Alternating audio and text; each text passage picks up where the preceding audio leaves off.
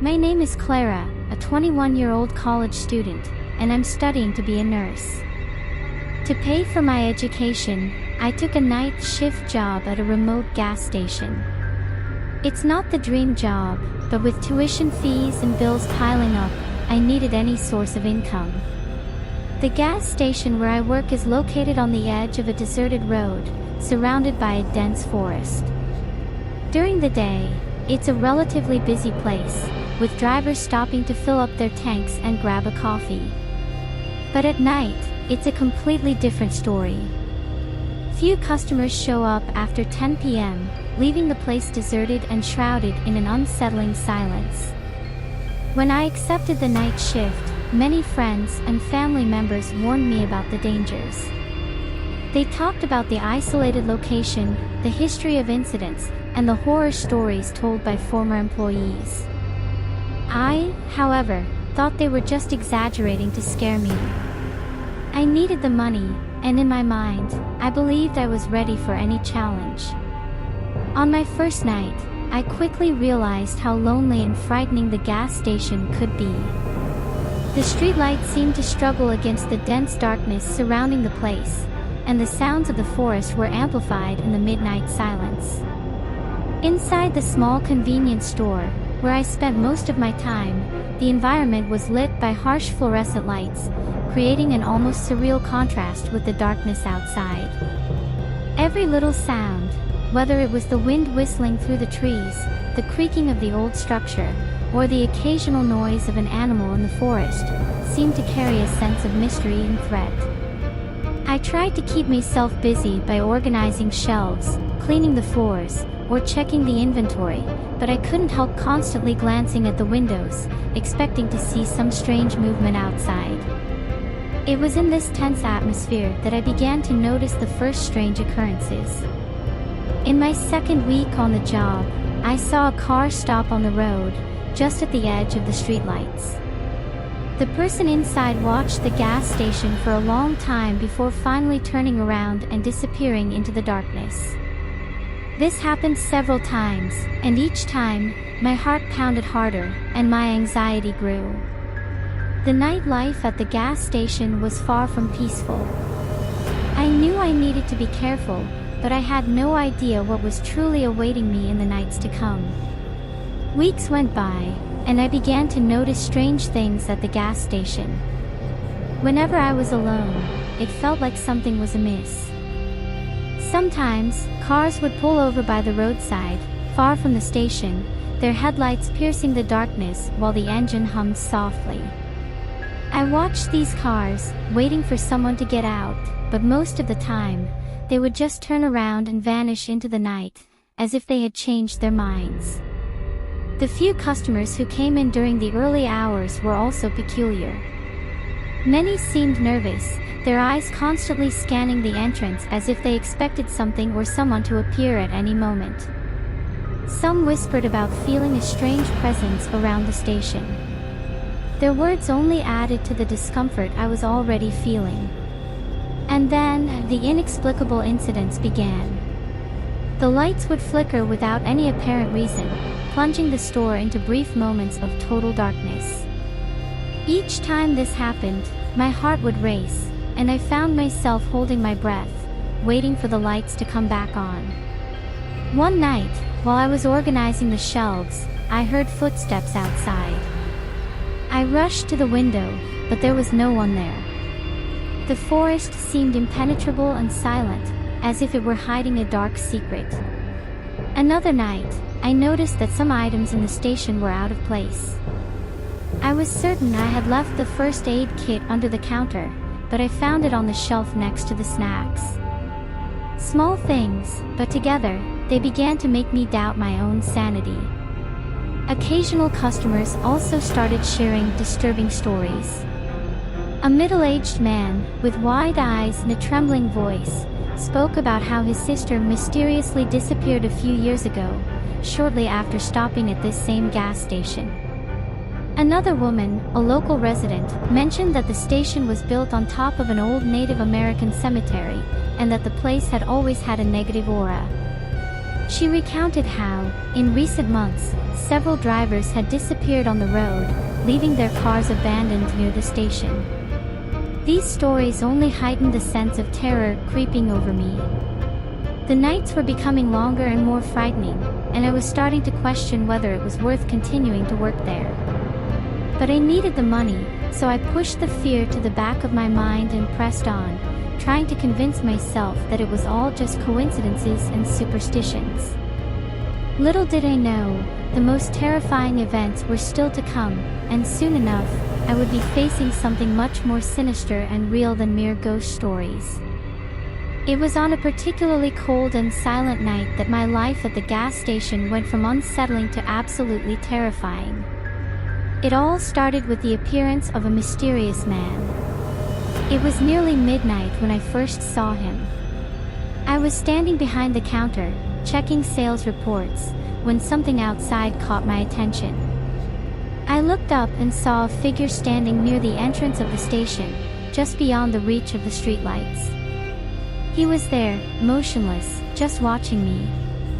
His face was obscured by the darkness, but I could feel his eyes fixed on me.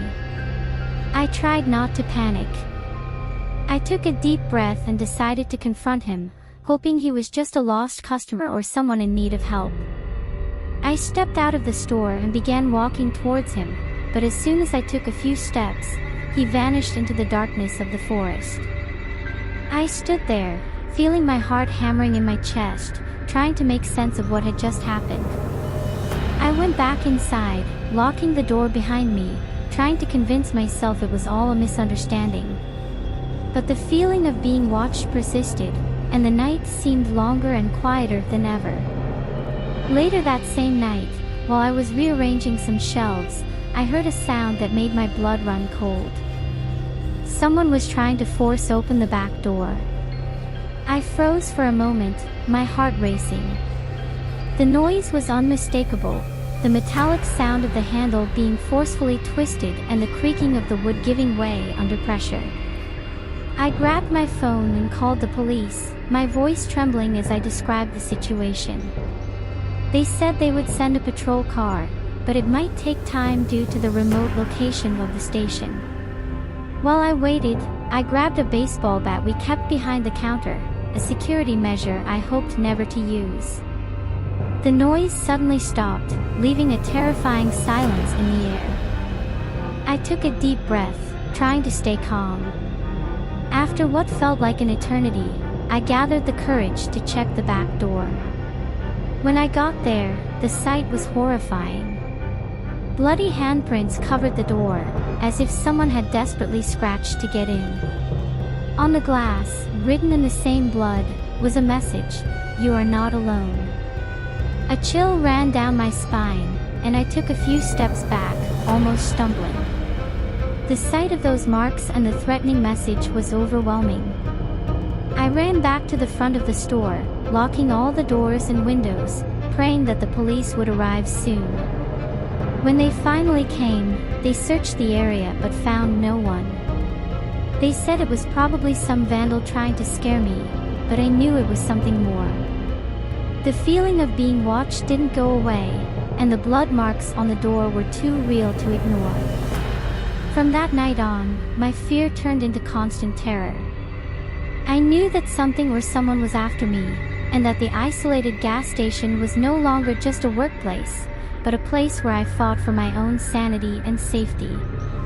After that terrifying night, I knew I could no longer ignore the signs. Something terribly wrong was happening at that gas station, and I needed to uncover what it was. I began my own investigation, determined to understand what was haunting me.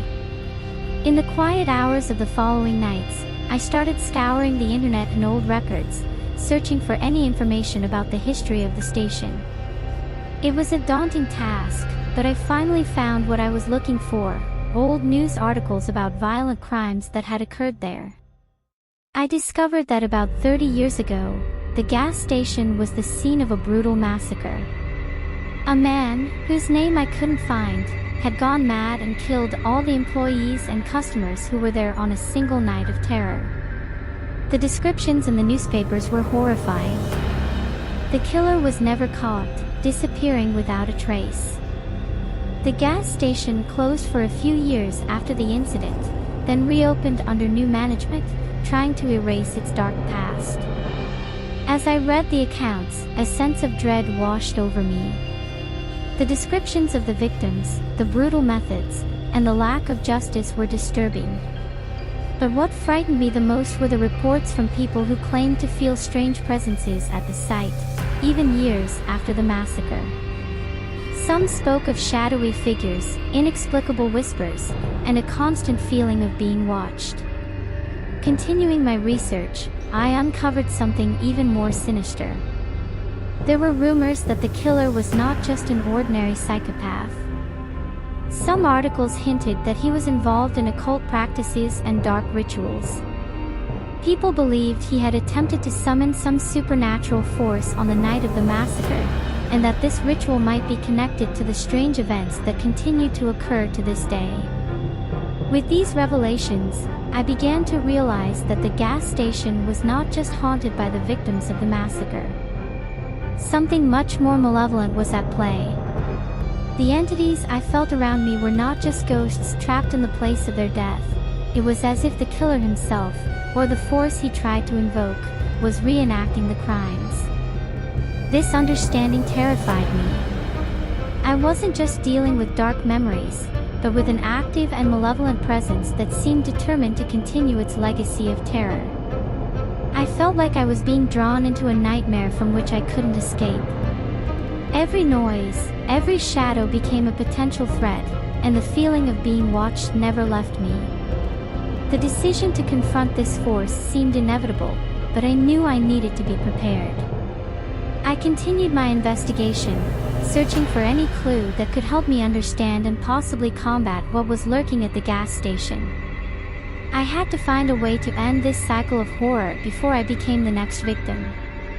So, every night, as I struggled to maintain my sanity and courage, I prepared for the final confrontation.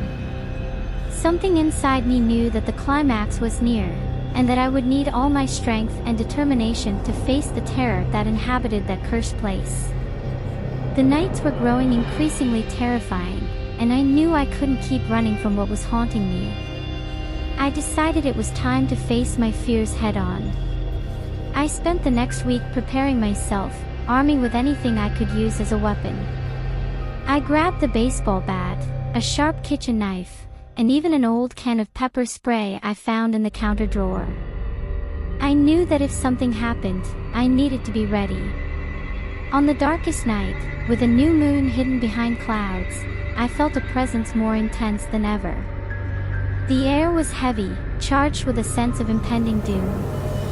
It was midnight when I saw him again, the mysterious man standing at the edge of the forest, exactly where I had first spotted him. This time, he didn't disappear when I approached. I took a deep breath, gripping the baseball bat tightly, and walked to the store's door. I locked it behind me and took a few steps towards him. As I got closer, I could make out more details. He wore dark, torn, and stained clothes, and his face was partially covered by a grotesque mask. His eyes gleamed with a malevolent light, as if a demonic entity was staring straight into my soul. Suddenly, he started advancing towards me with alarming speed. Fear momentarily paralyzed me, but then I forced myself to react. I raised the baseball bat and prepared to defend myself. When he got close enough, I swung at him, but he dodged with inhuman agility. I felt a sharp pain in my arm and looked down, seeing blood trickling from a deep cut. The ensuing battle was terrifying. Every time I tried to strike him, he seemed to anticipate my moves, moving with supernatural speed. It was like fighting a living shadow, something that didn't abide by the rules of reality. The store was filled with a cacophony of sounds, breaking glass, the creaking of metal, and my own screams of fear and frustration. In a moment of desperation, I managed to spray the pepper spray directly into his eyes. He screamed in pain, a sound that seemed more like a bestial roar than human, and recoiled for a moment. I seized the opportunity to rush back into the store and lock the door. My heart was pounding uncontrollably as I prepared for the next attack. But then, the unexpected happened. The lights began flickering again, and a massive shadow seemed to form behind the man, engulfing him in an even deeper darkness. He screamed again, this time in sheer terror, and then vanished completely, as if he had been sucked into a vacuum. I stood there, trembling and panting, trying to make sense of what had just happened.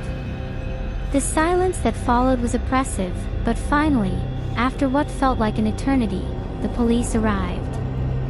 I told them what had happened, but of course, they were skeptical. They searched the area but found no sign of the man or the shadow. The next morning, I made a decision. I couldn't continue working at that gas station. The danger was too real, and I knew that if I stayed, I might not survive the next time. I quit my job, packed my things, and left town, determined to start a new life far away from that nightmare. Before I left one last warning for whoever took over the night shift: be careful. This place is haunted by something much more malevolent than we can imagine. Don't ignore the signs. And if you see the man in the forest, run and never look back. And so, I left behind the cursed gas station, carrying with me the physical and emotional scars of the experience. Though I had escaped immediate danger, I knew the memories of that place would haunt me forever.